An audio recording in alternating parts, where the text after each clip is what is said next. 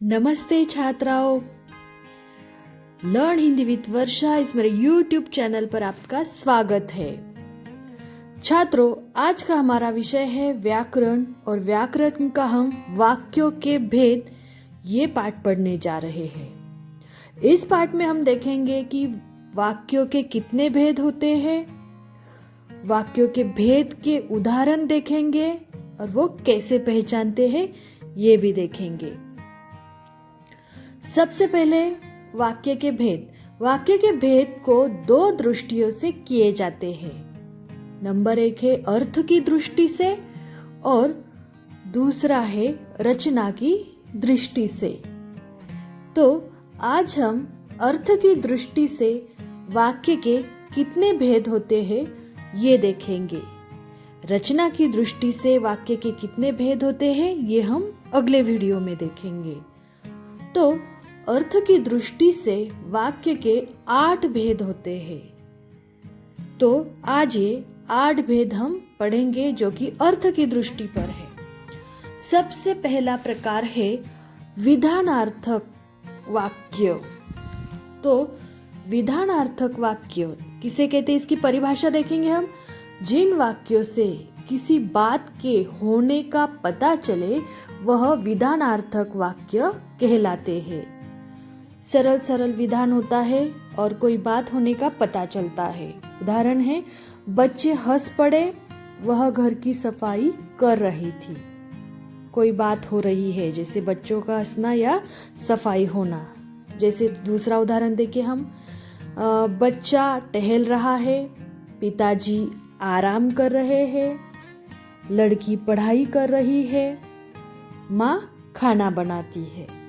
तो इस प्रकार विधानार्थक वाक्य का ये भेद हमने देखा और उसका उदाहरण भी देखा। अभी दूसरा प्रकार देखेंगे हम।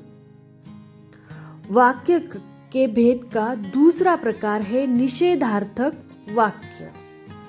जिन वाक्यों से बात के न होने का अर्थात क्रिया का निषेध बोध हो वे निषेधार्थक वाक्य कहलाते हैं। क्या कहा है उन्होंने कि बात न होने का बोध होता है और क्रिया न होना मतलब निषेध होना, तो उसे निषेधार्थक वाक्य कहा जाता है। जैसे मैं काम नहीं कर पाऊंगा, मुझे ठीक से दिखाई नहीं दे रहा है। यहाँ नहीं का उच्चारण आया है। जैसे और उदाहरण देखेंगे, दरवाजा नहीं खुल रहा है, दादी जी की तबीयत ठीक नहीं है।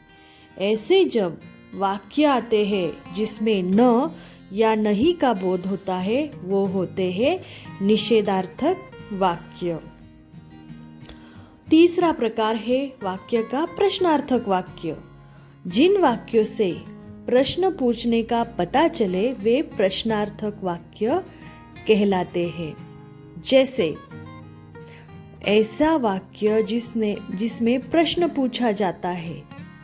तो उदाहरण देखेंगे, इसका उत्तर कौन देगा? तुम क्या चाहते हो? प्रश्न पूछा है कौन या क्या। जैसे कि तुम इतनी देर से क्यों आए हो? जैसे क्यों।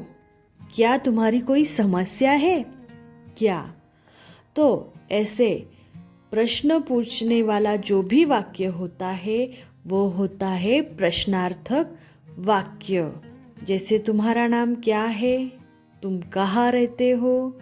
तुम क्या काम करते हो? ऐसे जब वाक्य होते हैं तो उसका प्रकार होता है प्रश्नार्थक वाक्य। नंबर 4 प्रकार है आज्ञार्थक वाक्य। जिन वाक्यों में आज्ञा दी जाती है या अनुरोध किया जाता है वे आज्ञार्थक वाक्य कहलाते हैं। देखो, ऐसे वाक्य जहाँ ऑर्डर दी जाती है या अनुरोध किया जाता है तो उसे कहा जाता है आज्ञार्थक वाक्य। अनुरोध मतलब जैसे कि कृपा करो, ऐसे जैसे कृपया चुप हो जाए, चुपचाप जाकर काम करे, ये ऑर्डर है, चुपचाप जाकर काम करे। जैसे कृपया शांत हो जाए, जाओ कमरे में जाकर पढ़ो, उसे तंग मत करो, बाजार से भाजी खरीद कर लाओ, तुम ये काम करो, तुम ये पढ़ो, ऐसे जब आज्ञा दी जाती है तो वो वाक्य होते हैं आज्ञार्थक वाक्य। पांचवा प्रकार है संदेहार्थक वाक्य। जिन वाक्यों में कार्य के होने में संदेह या संभावना व्यक्त हो वे संदेहार्थक वाक्य होते हैं। मतलब संदेह मतलब क्या, डाउट होता है। जैसे उदाहरण, लगता है मुझसे गलती हो गई। संदेह क्या है, लगता है। संभावना, शायद मैं कल तक ठीक हो जाऊंगी, संभावना है, उसे कहा जाता है संदेहार्थक वाक्य। मतलब जहाँ संदेह होता है, जहाँ डाउट होता है, वो जैसे लगता है वह नहीं आएंगे, शायद पिताजी आज जल्दी आएंगे, शायद। जैसे कि और उदाहरण देखेंगे, अब तक तो वह काम कर चुका होगा, मतलब एग्जैक्ट पता नहीं है हमें, वो है संदेहार्थक वाक्य। नंबर 6, संकेतार्थक वाक्य। जिन वाक्यों में क्रिया का होना किसी शर्त पर आधारित होता है उन्हें संकेतार्थक वाक्य कहलाते हैं। संकेत मतलब सूचना दी जाती है, शर्त रखी जाती है, अगर ऐसा करोगे तो वैसा होगा। उदाहरण देखेंगे, जैसे यदि तुमने झूठ बोला तो मैं तुम्हें कभी माफ नहीं करूंगी। शर्त क्या है, झूठ नहीं बोला तो मैं माफ नहीं करूंगी। संकेत, सूचना दी है, ऐसा करोगे तो वैसा होगा। यदि बारिश ज्यादा होगी तो काम रुक जाएगा। क्या संकेत है, बारिश ज्यादा होने पर काम रुक सकता है, संकेत दिया है। अगर तुम कार्य पहले कर लेते तो यह परेशानी नहीं होती। ऐसे उदाहरण, यदि तुम एकाग्रता से काम करोगे तो तुम्हें सफलता अवश्य मिलेगी। ऐसे होते हैं संकेतार्थक वाक्य। अभी 7वां प्रकार है इच्छार्थक वाक्य। जिन वाक्यों में इच्छा या कामना का भाव प्रकट होता है वे इच्छार्थक वाक्य कहलाते हैं। मतलब कामना, इच्छा की जाती है। तो देखेंगे उदाहरण हम, चलो फटाफट काम कर लेते हैं। काश मैं जल्दी उठ जाती, इच्छा व्यक्त की है, काश। ऐसे, चलो घूमने चलते हैं, काश मैं इस प्रतियोगिता में जीत हासिल कर लेती। मतलब कामना प्रकट की है, इच्छा व्यक्त की है। जैसे ईश्वर तुम्हें लंबी उम्र दे। ऐसे होते हैं इच्छार्थक वाक्य। जैसे कि तुम्हारी यात्रा मंगलमय हो, कामना की है, इच्छा व्यक्त की जाती है, वो होते हैं इच्छार्थक वाक्य। अगला प्रकार है 8वां और अंतिम प्रकार है विस्मयार्थक वाक्य।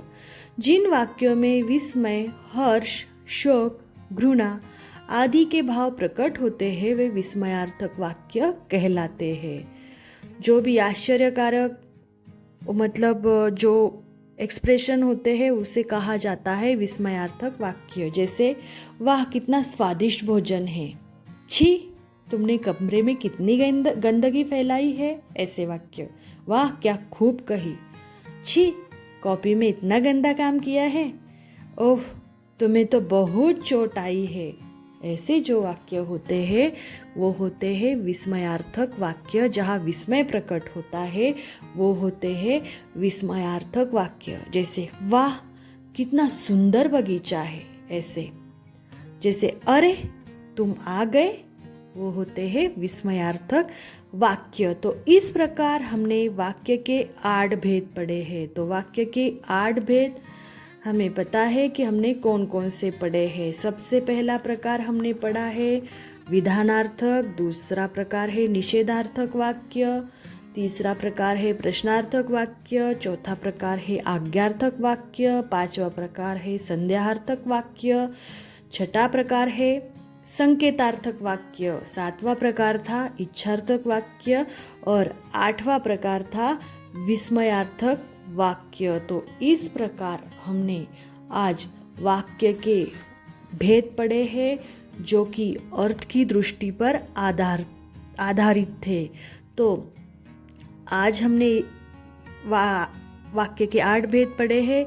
रचना की दृष्टि से जो भेद है वो हम अगले वीडियो में पढ़ेंगे। तो आशा करती हूँ कि आपको ये भेद समझ